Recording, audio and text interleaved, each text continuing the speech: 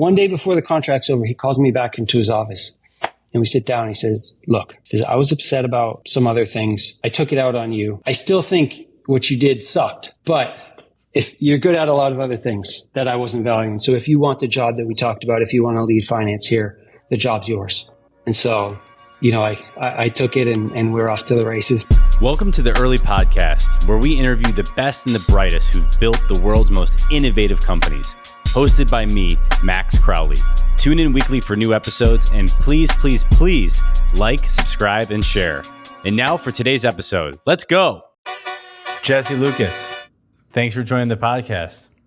Thank you for having me, Max. Excited. You're one of the best people I've ever met in my life, so it's an honor to have you join me here. It's quite a compliment, dude, and I feel likewise about you. So let's do it, man. Thank you.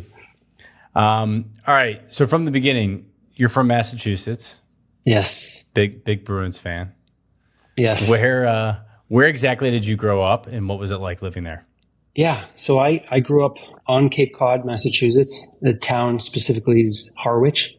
A lot of people don't know it. Right next door is Chatham, which people know more. It's kind of regarded as a wealthier vacation town, and we're a bit more of the working class neighbor of that town. But I mean, I was the middle of three boys, a working class, like a blue collar family in a blue collar town. My dad was maintenance man for the power company, taking overtime shifts whenever they're offered. My mom worked as a dental hygienist, and sometimes a waitress, and she had a side business of like a temp agency. And yeah, I mean, we played sports. The winters were cold, the summers were warm.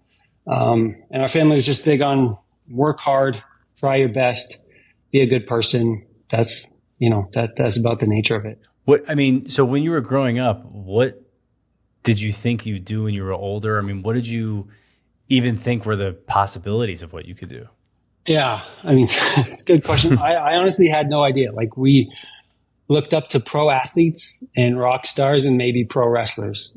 Business leaders were not even known, at least to me. And so it was really kind of unclear to me. And I think when you have a kid that has potential, maybe parents might say something like, you can do anything that you put your mind to, or you can be anything. And on the one hand, that's just a lovely, genuine sentiment. But on the other hand, it provides no direction. And so it's up to you to figure out what that is. And so for like the longest time, I really didn't have any idea, but I did feel this kind of really strong desire to make something of myself, just to kind of pay back the sacrifice I knew my parents were making for us to give us this opportunity. But I did struggle. I had like very few ideas at one point. I'm like, maybe I'll be an eye doctor. That was like the scope of my ambition initially, because I wasn't exposed to the world enough to know what the opportunities were, at a young age. For sure. So you end up at Napster. Is that sort of your first kind of, I know professional experience is probably putting it lightly, but is that kind of your first professional experience? And how do you end up there, and how old are you at that time? Yeah, great question. I mean, technically my first professional experience, I started my own landscaping company when I was like 13, and I did it all the way up until I was 20 to save up money for college. So I don't know how professional it was, but that was my first. Napster was amazing, and we may need to set the table with what Napster is. I don't know how young your audience is. Yes, let's do that. Real quick, I said Napster, by the way, the other day in context of this, and someone looked at me cross-eyed, and I was like, "Oh no!" If you were alive, if you were of a certain age at the time, it was everywhere, and many people today were not of that age at the time; they were not even born. So, the internet was just kind of coming to be. 1998, 1999. This was we didn't even call them apps, but it was like one of the first apps for your computer that people were fired up about. It was essentially a piece of software where people could exchange music files, MP3s, songs. It was like a precursor to Spotify, if you will. It was not created like as a business. It was created by a teenager who saw a technical challenge of a files on this computer, files on that computer. Maybe we could see each other's files and quickly exchange them. The teenager who created that was my childhood friend, Sean Fanning. So we grew up 5 houses down from each other on the street. We'd wait at the bus stop every morning for the bus. We go to school. We after school, he might come over to study for a math test. Like we're buds. And he created this company, and the year after we graduated high school, he kind of dropped out of college and released it to the world. And, I mentioned, I had this desire to make something of myself. And I'm not the kind of person who would like loudly and fiercely advocate for like, give me this, but this was so unique. All of a sudden, my friend is on the cover of Time magazine. He's presenting at the MTV Music Video Awards, and I hammered this guy for an internship. You got to let me work here, bro. You got to let me work here, bro. Like it seemed like my one chance. And so I didn't relent. And eventually he did give me an internship. I was a junior in college. So I was 21 years old. And the company it was a steep rise up and a steep fall down because, these were copyrighted songs people were sending back and forth for free. So the record industry and the lawyers, really, really came down on that, as they should have, pretty hard. So the company was in its decline, but I did work there for a summer as an intern on the finance team. Any like moment of that kind of stand out? Yeah. I mean, so many. I remember just two quick ones. One, like, just to give you a sense for how raw I was and how inexperienced I was, my job was to basically perform a competitive landscape analysis. Who are the other companies in this space? What are they up to? What's their management team? What are the financials of these companies? And just prepare a deck so that the management team of the company would be better informed. I had never used Excel. So I'm in PowerPoint creating a table to like show, all right, here's the company's revenue, here's the cost, here's the operating expenses, here's the net income. And I'm with a calculator on the side, like calculating these numbers because I literally had never used Excel. So it was embarrassing to maybe tell that story, or maybe it shows how far I came. But like that stands out, just how raw I was back then. And then the other one was my friend Sean, he was a 21-year-old running a company. He'd never had any experience like that. And he had this time where this recording artist, Moby, was many artists were very against Napster and some were for it. And so Moby was like, Sean, please come down to LA. I'd love to do a special song for you guys, help promote Napster, et cetera, et cetera. And so he's like, Jesse, will you go with me? And I did. We went to LA. And on that trip, I met Travis Kalanick from, later Uber, but he had created Scour.net, which was a precursor to Napster.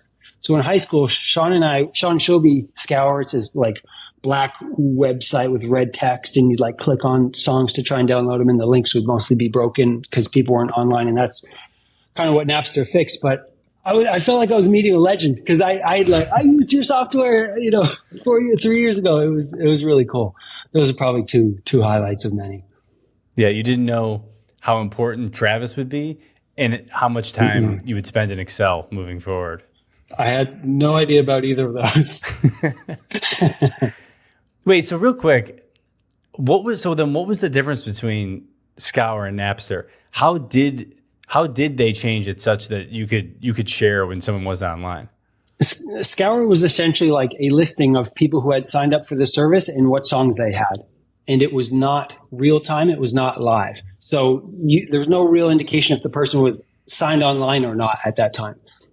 Napster basically said every time you sign on to the client, it ripped through, it took a snapshot of your songs and it uploaded and updated this real-time registry. So there was never any search results you would get that were not from a computer that was online at that time. So it was only songs that were available for transfer at that time. That, by the way, because it was a centralized registry, was how it was so easy to shut down. And the subsequent peers like the Morpheus and the Kazan, whatever, made a decentralized registry. So they had these super nodes. So basically, like, there's no single head to chop off of this beast. It will kind of live on. So there were successive innovations of how people did this. Totally. And then iTunes and then Spotify. Then it became actually legitimized. And while I was at Napster, people were working with record. It was actually like invested in by a record company in Germany. And they had actually built a subscription service so people could pay for the song so it would be legitimate. Never really got off the ground because it was lawyered to death. But iTunes came next and Spotify after that. So from there, obviously, you graduate college. I mean, what's kind of the pre sort of Uber job experience that you think is relevant? Yeah, I mean, let me try to speed run it because there was a lot there, but some of it I think is relevant for the Uber stuff. So coming out of college, I was hoping I would have maybe a Napster job ready, but I did not. The company was toast. But I moved out to California anyway because I was so excited by what I had seen in startups, and I had actually had this insight. Like I met, as I mentioned, Travis. I lived with Sean Parker, who was, later a president of Facebook and has been involved in Spotify and many other things. He's basically a luminary. My friend Sean Fanning, I met a guy named Andrew Frame, who started, many companies. And these guys were all my age, and they all had these just insanely large visions, kind of wild for how the world could be or should be. And they didn't really care, like, what needed to break to get there. And I thought that was so compelling and exciting. And I recognized I'm not regularly having these sorts of ideas, but I want to be part of this.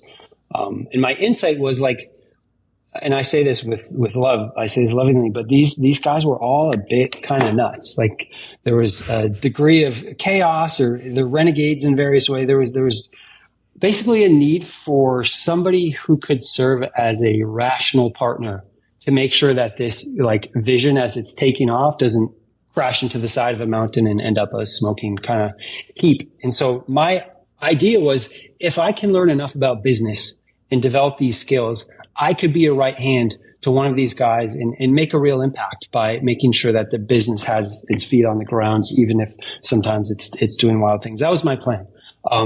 However, there was a recession in 2001, and I'm interviewing for jobs in 2002, and I literally can't find any. I'm sleeping on a couch. I have bills to pay, and so I wait tables at the Olive Garden for like a year. And it was kind of demoralizing. I had classmates from college who were at Goldman Sachs and, Bain and, Google, which was a brand new company at the time, but already had cachet.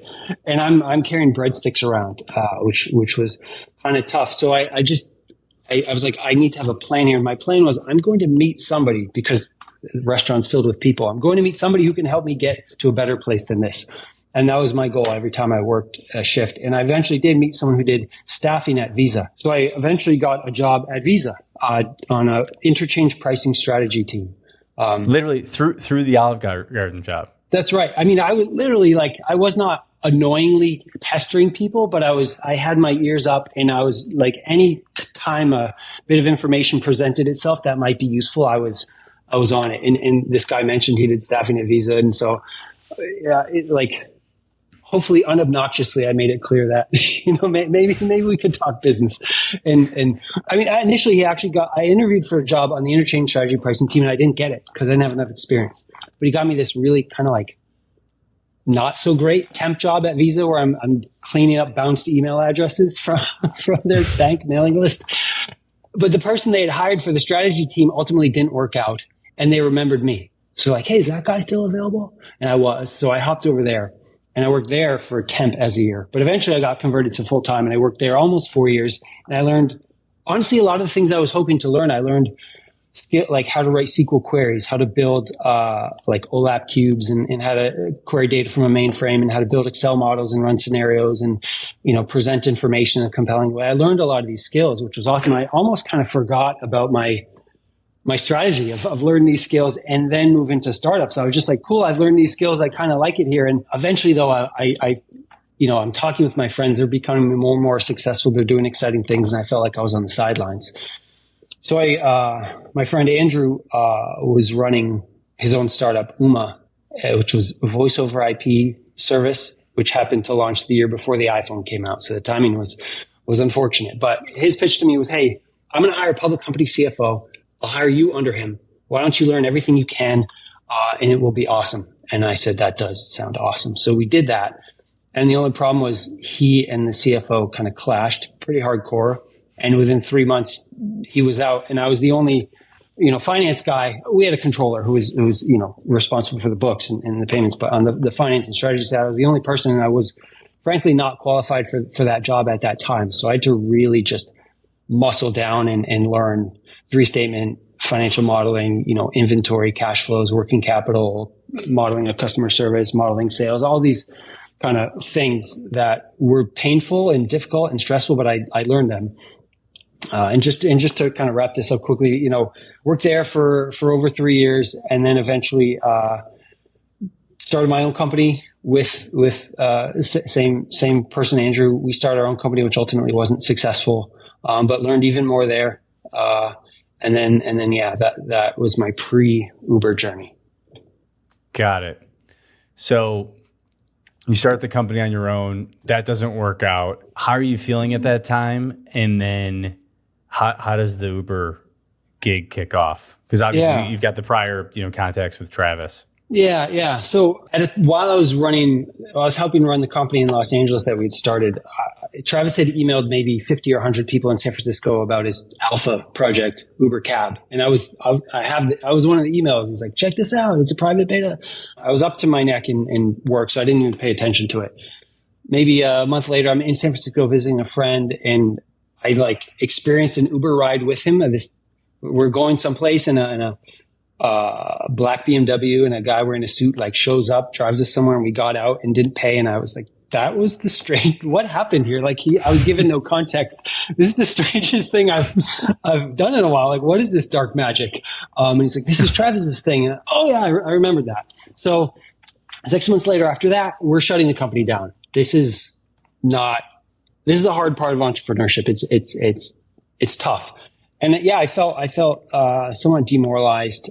Some of the guys from the company were going to start a new thing, but I wasn't going to be part of that. And I'd just kind of been beating my head against the wall startup wise for a long time. I felt like I was getting pretty good skills and working hard, but I didn't really have anything to show for it. And so I just reached out to a handful of people, 4 people I knew who were doing things. And I just said, hey, we're shutting this down. If you know of anybody who needs this skill set, please put me in touch. Because I knew Travis was doing some angel investing and stuff too.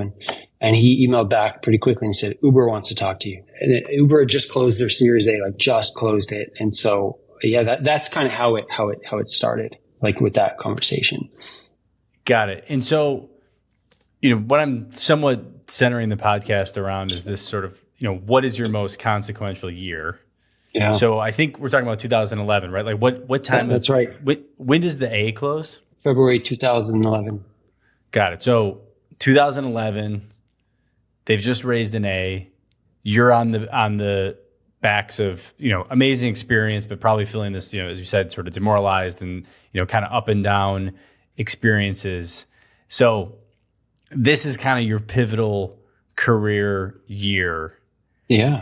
So you know what Uber is. You're now back in touch with Travis. He says the important words, Uber's interested in you, wants to talk. Everyone's got seemingly, a lot of the people early on have sort of these amazing origin stories, but I think yours is particularly unique. So, can you take us through the journey to actual full-time employment? Because it didn't start off that way.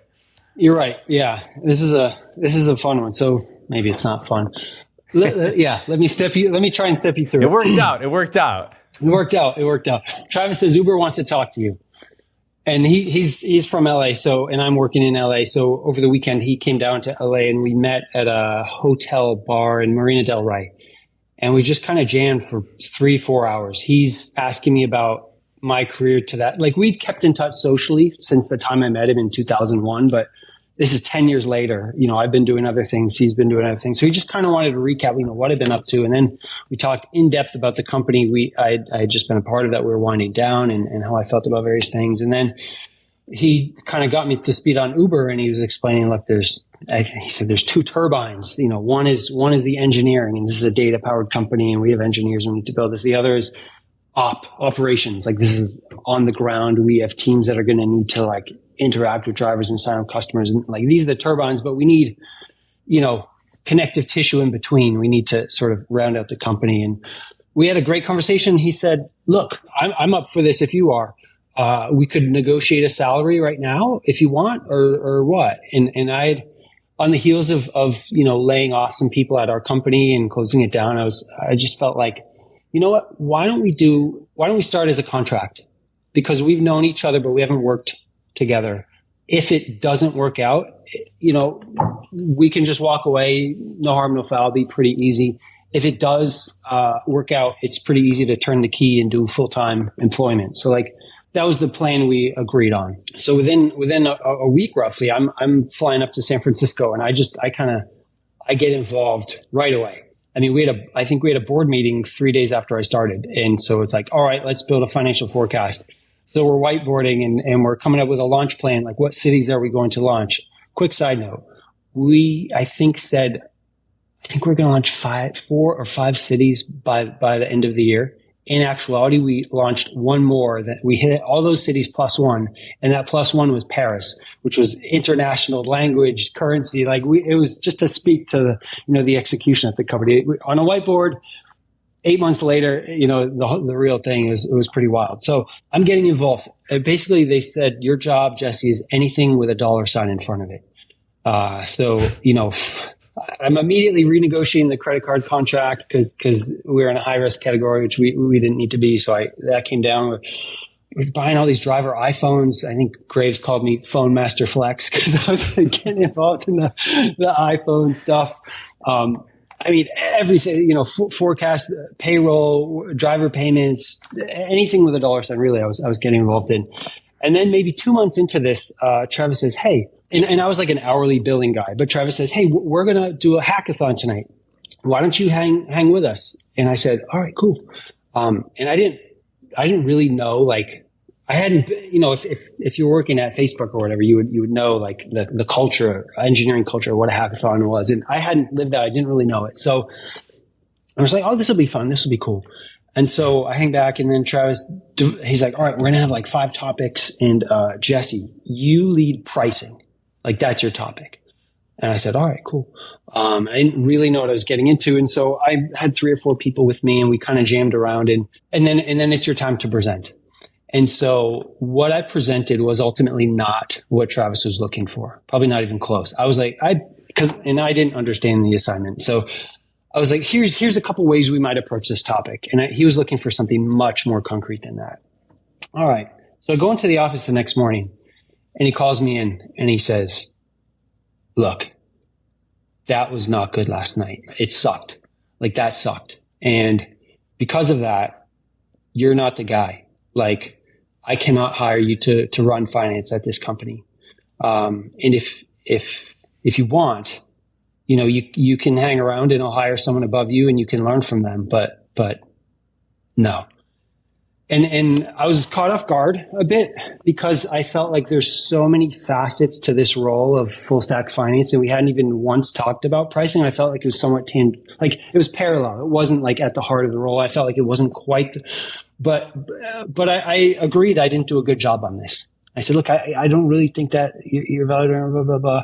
And he said, well, if you think you can do better, then tomorrow, what would you do on pricing? And he ends the meeting. So I'm like, all right. And I'm just like, at this point, I'm kind of like, I genuinely loved what I was doing. And like, I thought this was going to work. This really might not work. I'm going to have to figure out what's next. Like, I have a lease I can't pay for. Actually, I had a debt collector calling me at 6 a.m. every day, like bullying me for a debt I couldn't pay from the previous business. I felt beat up. And then this. And so I was pretty upset about it. And I called my friend Andrew, and I just sort of like, I wanted someone to like help me think it through. And his words were like, A, you're overthinking it on the price. Like, just be more simple with this. And B, you're being too soft. Like, you're being soft. Just like stand up. And so, all right. So the next, I try to rework the pricing thing as best as I can. I bring it back into Travis.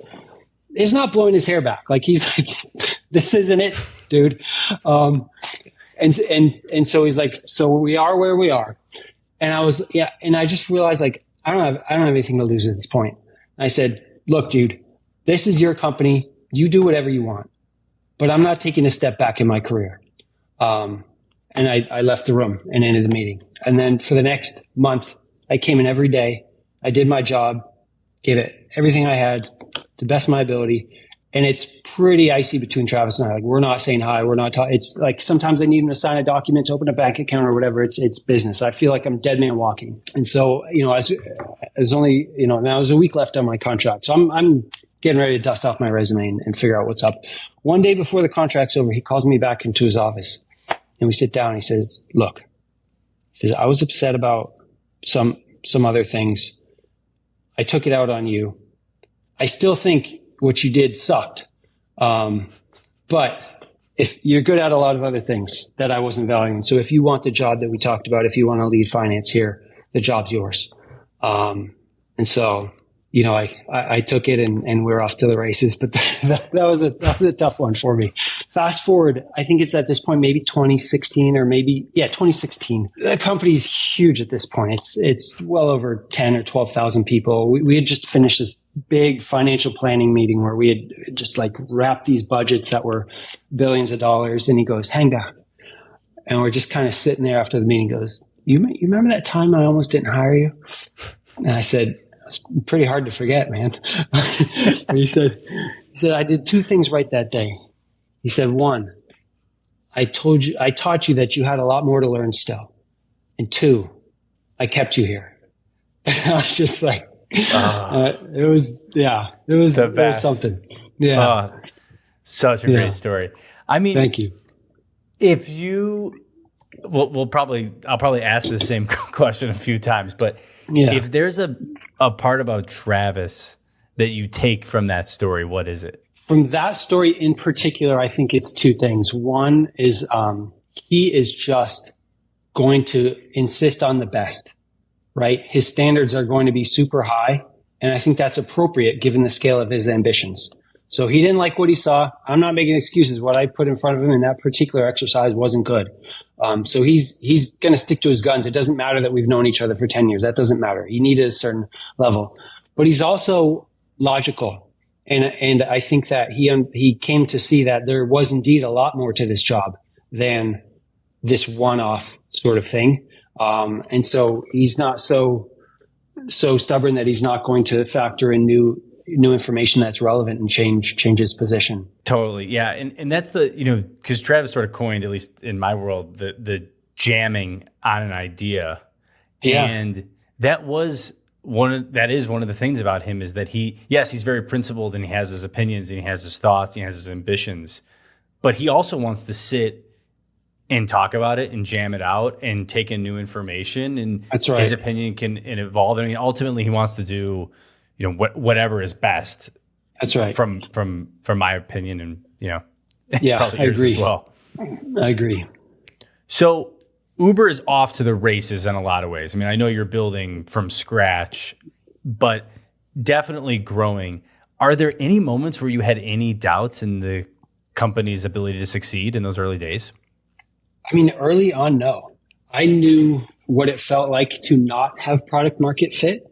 And this was like night and day different.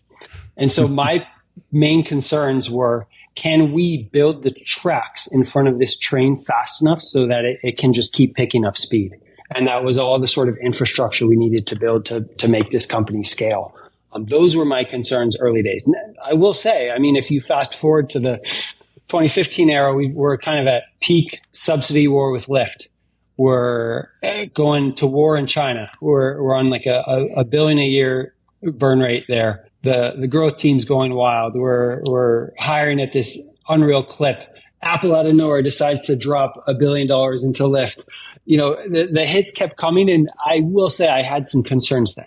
But in the early days, it felt amazing. When you have product market fit, it's just so powerful. What are the specific work streams? And when you talk about kind of the building ahead, now, not everyone can sort of relate to what a monster Uber was and how big it was and the scope of the transactions that we were processing and just the dollars and the amount of rides and the two-sided marketplace and the driver issues. I mean, it's really monstrous. But what were the things that you were working on that laid that foundation, and how can other people sort of relate to that as they think about company building?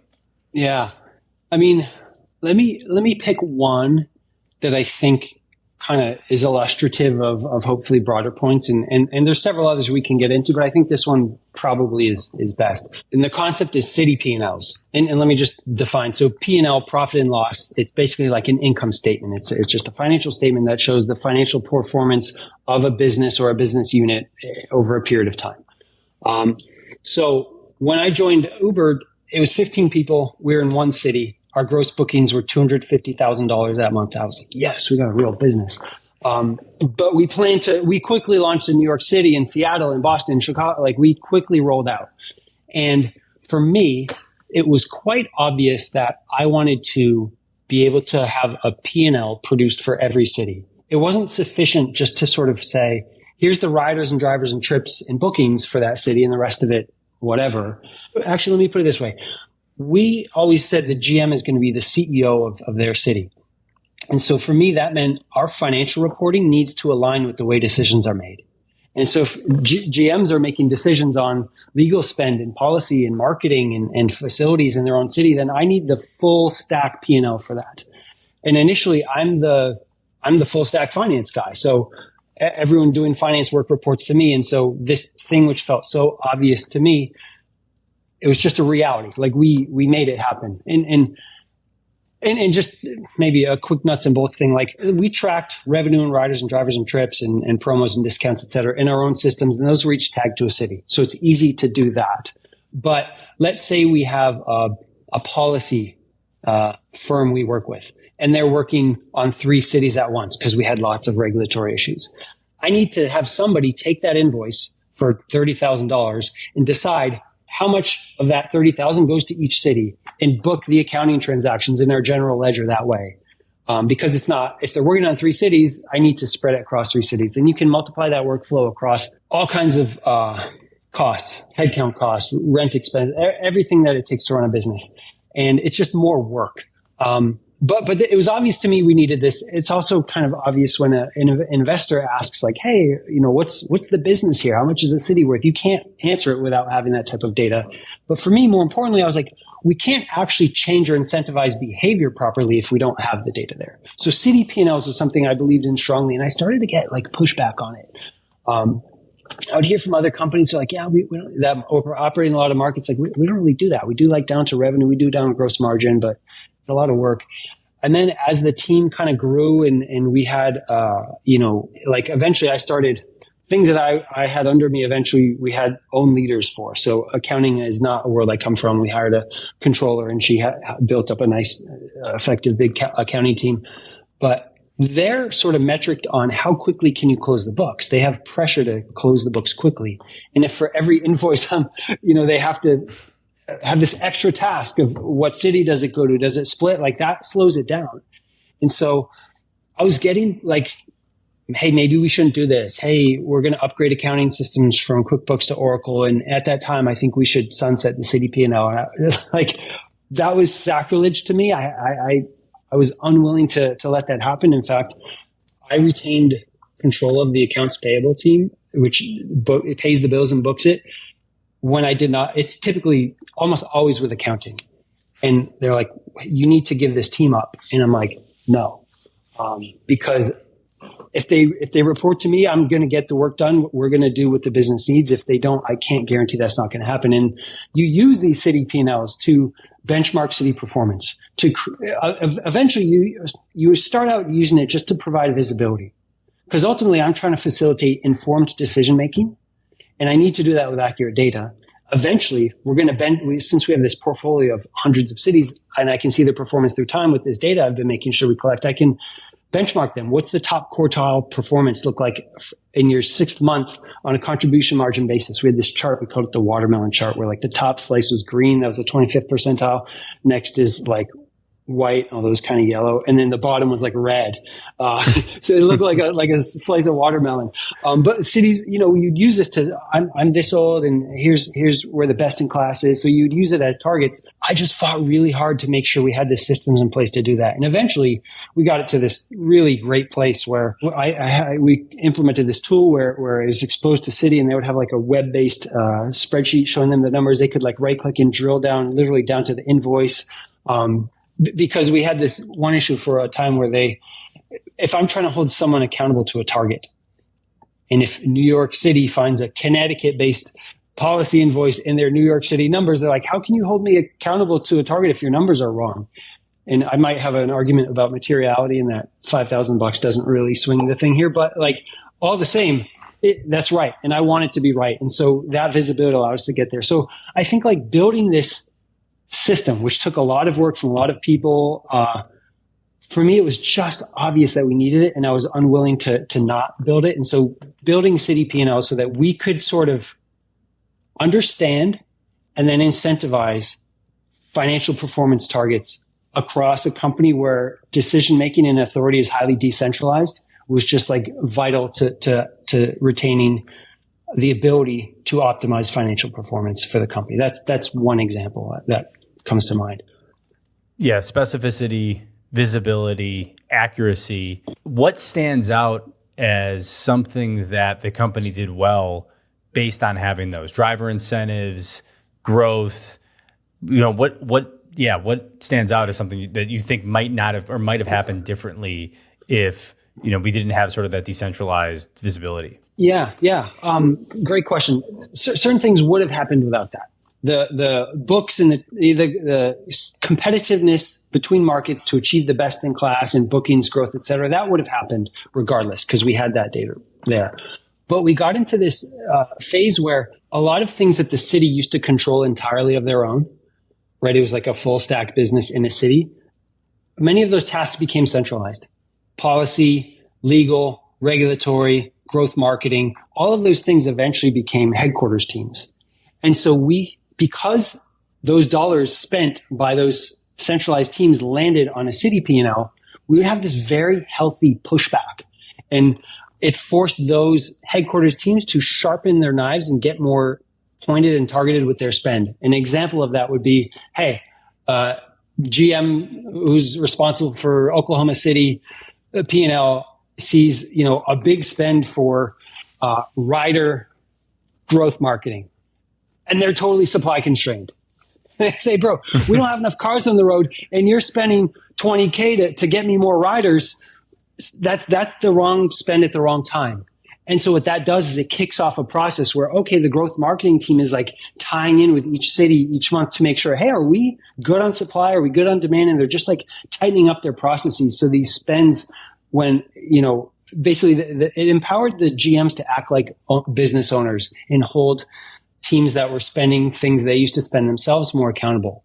That's one example of that. And there were probably hundreds of examples when it came to, the facilities team is doing an office build out and they're like, bro, I don't want to spend my city's money in this way, like tone it down on this way. Like I feel like this money is best invested in driver subsidies right now because we're in a competitive market. And if you're building out like the best in class office that I don't actually even want, you're taking away from my ability to advantage myself competitively. So like those types of things were facilitated, and they would not have been if we were not very clearly showing and holding people accountable for these numbers at that level of detail. It was I'll say such, obviously the company still exists, but at that time, accountability, so numbers driven.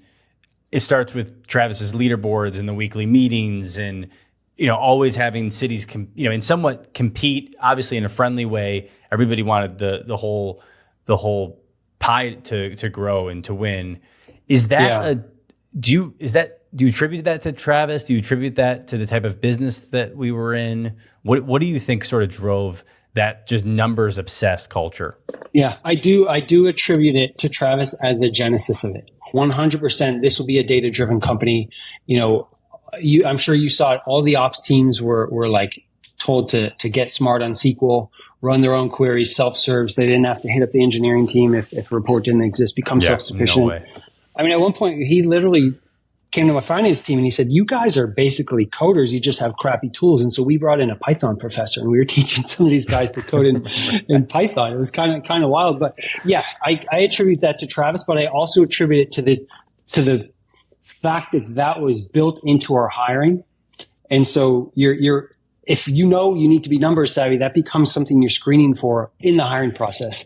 And it becomes part of the job. And it becomes a self-reinforcing bit of the culture. We're always putting the numbers in front of you. People are always trying to optimize. So it started with Travis, but everybody sort of ran with it in this kind of wonderful way. As the company scales, you go from being the sole finance person to multiple different CFOs above you, accounting teams, all these other functions, corp dev. I mean, everything you worked on sort of got split up and you got surrounded and at times layered, at times a team under you, at times unlayered.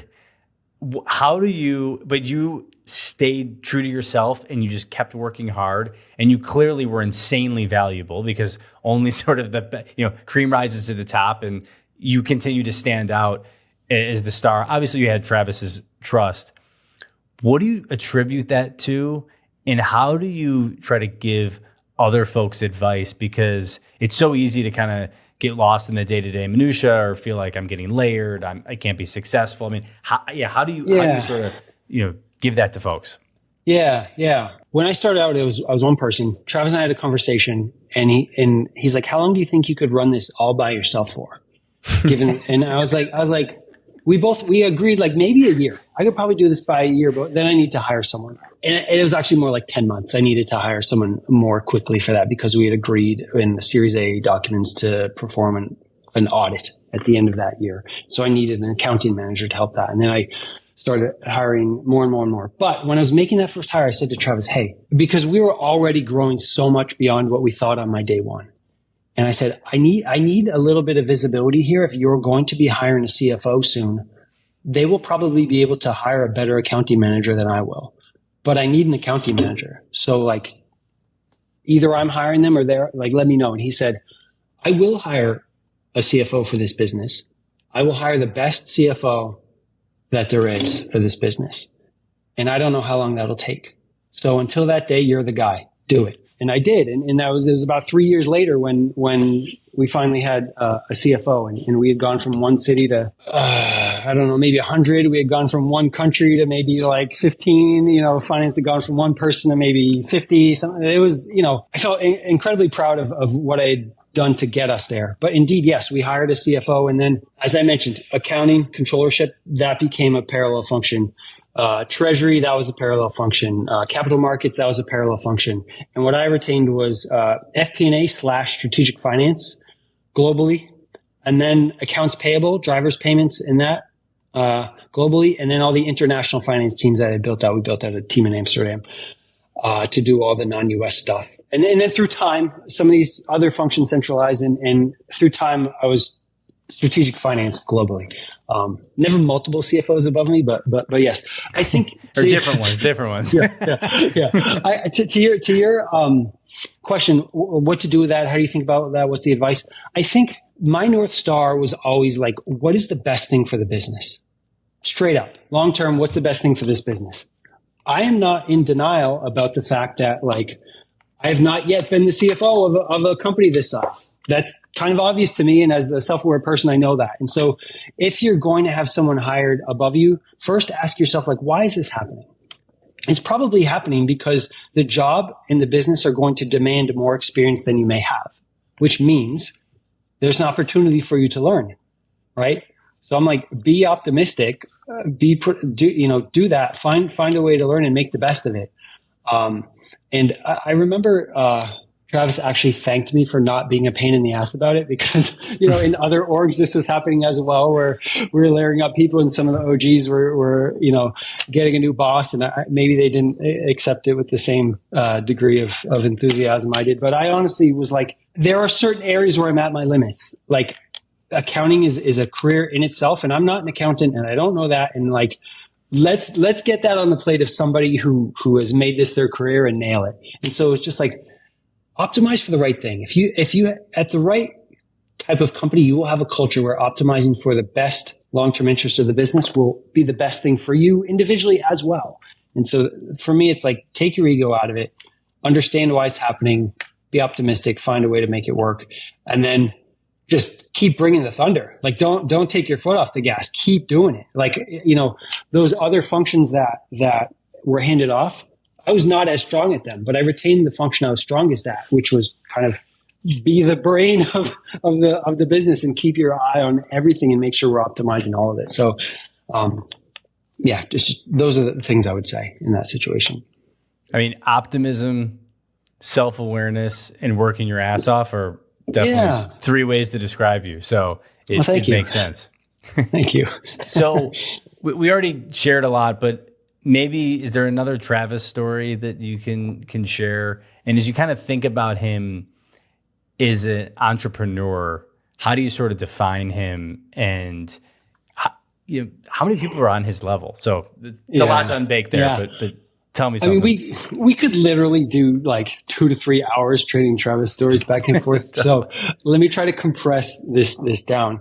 If I were to pick a single story that kind of speaks to some of the things you just asked about, like how to kind of define him as an entrepreneur, et cetera, I'll go with this one. So when you're at a very young company like Uber was when I joined it, the notion of like a proper financial plan is almost farcical. Like the business is growing so fast and so dynamic, and there's so much you don't know that you don't build like budgets and stuff like that. You do your best to sort of forecast, but it's not something you're holding people accountable to. As the company scales and grows and the numbers grow, it becomes irresponsible not to have an actual financial plan with actual budgets and targets and things that you're holding people accountable to. But you don't overnight go from nothing to full on something. You kind of ease your way into it. And so as Travis and I were doing this, I brought to him an observation I had, which was, hey, we have the company was growing so fast. It was growing so fast. And I said, we have a lot of teams cropping up where what they think they're responsible for is either quite similar to or almost exactly the same as another team I'm aware of that's cropped up over here. We kind of need to reconcile all this and rationalize it and untangle it. And so he said, got it. He said, let's do this. Book a meeting with all the team leaders, one after another, you and me. And we're going to make every team leader present their mission. What is the mission of their team? Why do they exist? We'll reconcile that. And then we'll do the financial plan once that's clear.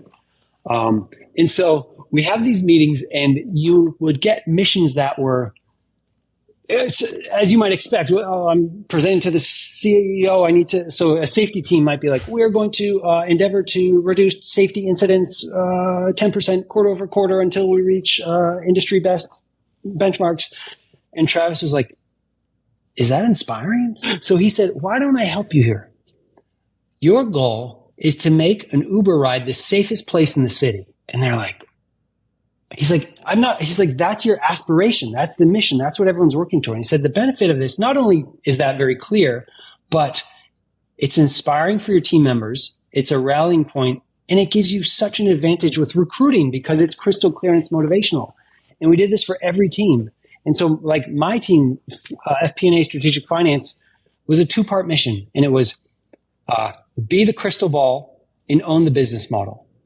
That meant be the crystal ball meant like you are responsible for forecasting all the numbers in this company, not just the income statement and the balance sheet, but like riders, drivers, trips, signups, customer service tickets, like the whole ball of wax. And then own the business model meant don't just have a view on what we think is most likely to happen. Have a view on what is the optimal outcome and be empowered to push the entire business towards that optimal outcome. Like that is so empowering for a finance person to join a team like that. We're like, that's our mission. And we did this for every team. And so for me, what it speaks to as an entrepreneur is like he took this task, financial planning, which for a lot of people is kind of administrative and frustrating and not that fun and dry maybe. And he like approached it creatively and optimistically and came up with something that like everyone was richer for it. Every team had a mission that was like exciting and clear and they could recruit better. And then it set a nice foundation for us to then build a financial plan from. So, and by the way, like in terms of what defines him as an entrepreneur, for me, it's like, it's not that he was like, oh, Travis did that because he's uniquely good at finance. Every area of the company, he could like get down to the metal so fast, like in detail, and he could zoom up and see the big picture, whether it was engineering or like what servers we're buying for the data center, or you know how we're thinking about settle versus litigate on legal team and how to structure an insurance and everything. Like that's part of what encapsulates him as an entrepreneur for me is like how many disciplines he could just approach and at this really impressive, incredible level. How many people are at his level? Like, not many.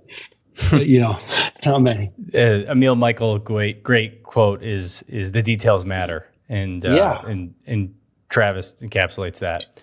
So, if you look back, if you can put this in sort of a couple of quick learnings that maybe stick with you today as you think about the Uber experience specifically? What stands out as your learnings of being there during that time? Yeah, I'd say number one is like early decisions compound. It's in a way that is more so than you might even think. So be very mindful of the types of behaviors you allow, the types of behaviors you reward, the types of behaviors you incentivize, because that kind of defines your culture. And so, you were asking about how do we become so data driven? Like early decisions compounded to create this entire company like that. And it's so much easier to establish these things early when you're small and people are joining and it's already part of the blueprint, than to try and change behavior of a big organization later. It's like a speedboat versus a aircraft carrier. Like early decisions compound. So put the right things in place very early when it's easiest is one of them. The next one for me is like, we talked about it a bit already. It's like, if your North Star is the best long-term outcome for the company, then that's a powerful thing. And if your entire company is operating like that, that's even more powerful. So create a culture where people are optimizing for that as opposed to what's best for them or what's best for their team, superseding what's best for the business. And then I guess number three would probably be like, just raise your standards. I remember Ryan Graves had this, I was working with the phone, like Verizon, and we're trying to coordinate ordering tens of thousands of iPhones for different cities. They need to be shipped overnight and they need to be like a data plan and not voice and all these things. And they just weren't like keeping up with what we needed. And he said, we don't have time to work with people who are not the best. Like we don't. So upgrade. And I think I was raised like, hey, you just make do with what you have, in life in general, the way I grew up, that was how it was.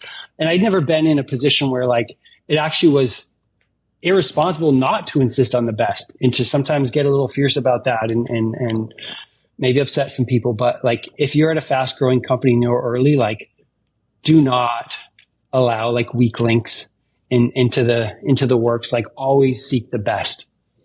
For me, three big ones that comes to mind. I love it. So why'd you end up deciding to leave Uber? And if you sort of look back there at that time, anything you would have done differently? Yeah. So I joined in 2011. In 2016, I was pretty fatigued.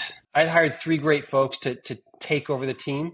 And just to give you a sense of the type of talent we had to meet the challenge of the work we did, some of these folks have gone on to be CFO and then president of DoorDash, CFO of SoFi, CFO of numerous other companies. And so that just speaks to the incredible talent and quality we had on this team that we built. And I came back in a strategic initiatives role where I was working on things like IPO readiness and being the lead for integrating certain acquisitions we'd done in the self-driving. And I did that for an entire year. And towards the tail end of that, I noticed a shift in like my own personal energy. In the early days, no matter how hard I would work, you're working 12, 14, 16 hours a day. I'd come home with my battery totally drained. I'd wake up in the morning pretty tired. But when I would like take the elevator ride up to the office, it was almost like you could hear these like jets like revving up. And when the elevator is opening, you step off the floor, it's like, go. And for the whole day, you're just like strapped in a fighter jet and you're just like the whole day. And so I felt like for every ounce of energy I put in, I got like 1.01 back. I got like 1% more. I was just always energized for it by the time I got off the elevator. And that changed, after a year in this role. And I was just getting more and more kind of fatigued. And so I took a step back and I was like, why is this happening? And I realized like in the early days, you kind of get ahead and are rewarded just by doing well, by doing the right things, by accomplishing stuff. And any large scale human endeavor is going to have, politics. And at 15,000 people, it's more about optics. In politics, like those were the sort of qualities you needed, and you need to index higher on those than I personally did to sort of continue to thrive. And I feel like I actually don't want to invest my energy in trying to become great at those things now. And I just sort of look back and then like every single thing that I've done here is as a task is now like a full self-sustaining team. There's like dozens of teams doing all the things I've done.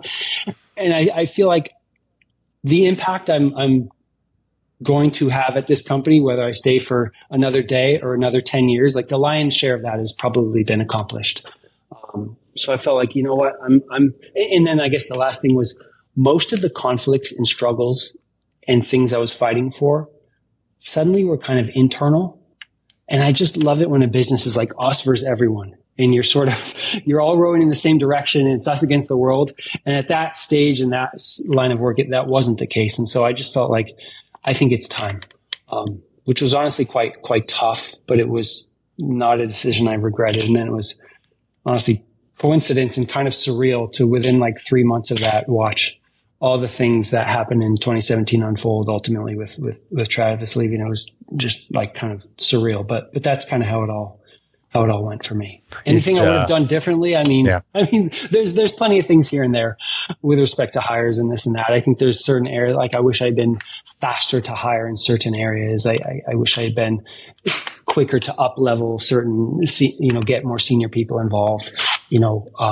Maybe prioritizing health a bit more would have been a good thing, but I'm not sure how I could have done that. But by and large, like I just look back on it with gratitude. I loved it. I just loved it. It's the best. Yeah. So amazing stories. We'll now move over to just a fun one, if that's all right. So yeah, let's do it. I know you're a reader and a consumer of information and knowledge. Anything interesting that you've consumed lately that you can share about? Yeah. I'll do two if you don't mind. I'll try and make them quick. Yeah. First one. So I love the sport of ice hockey, and I think it's just such a beautiful and dynamic and amazing sport. And I think it's just under sort of recognized relative to how awesome it is. And Amazon Prime recently did a series on it. It's called Face Off Inside the NHL. 6 episodes. It's just awesome. If you could watch episode 1, episode 5, and episode 6. If you don't like that, then you probably never will like the sport. But it was just such a great level of quality, and it captured all the things I love about the game. That I think if anyone's interested, like that's just a really well done thing that the sport kind of deserved. The second one, this is a classic. It's a business book called Barbarians at the Gate. It's about the fall of RJR Nabisco in the 70s and 80s. And it's just like incredibly well researched, and they construct the story in such a way that you feel like you're in the boardroom for all these different meetings. And sometimes it's surreal and sometimes it's super realistic, and it's just a roller coaster. And I think it's regarded as one of the best business books that's out there. And I just really enjoyed it. And so, sometimes it's not always about the newest thing just released. Sometimes it's about what stands the test of time. And I think in terms of business books, that one's on the list for sure. Were there any connections to Uber at all in reading that, or anything that kind of like pattern matched at all? It's a great question. To bring it full circle. I think that the strings I would use to draw those connections, the connections would be somewhat tenuous. It was just like, it was such a different time. It was such a different industry. I think there were certain things in terms of like the imprint that a founder or CEO has on the business, like how much flows from the top, I think is reflected quite clearly there. And that also was that's a thing that I feel to be true with Uber. Just how much the personality and the principles at the top of the org ripple through so many thousands of people is probably the thing that stands out most clearly for me for connection. Awesome. Well, Jesse Lucas, thank you so much. You are the best. And this was awesome. So I hope people really enjoy it. Max, thank you for having me. This was super fun. Great to see you, man. See you, man.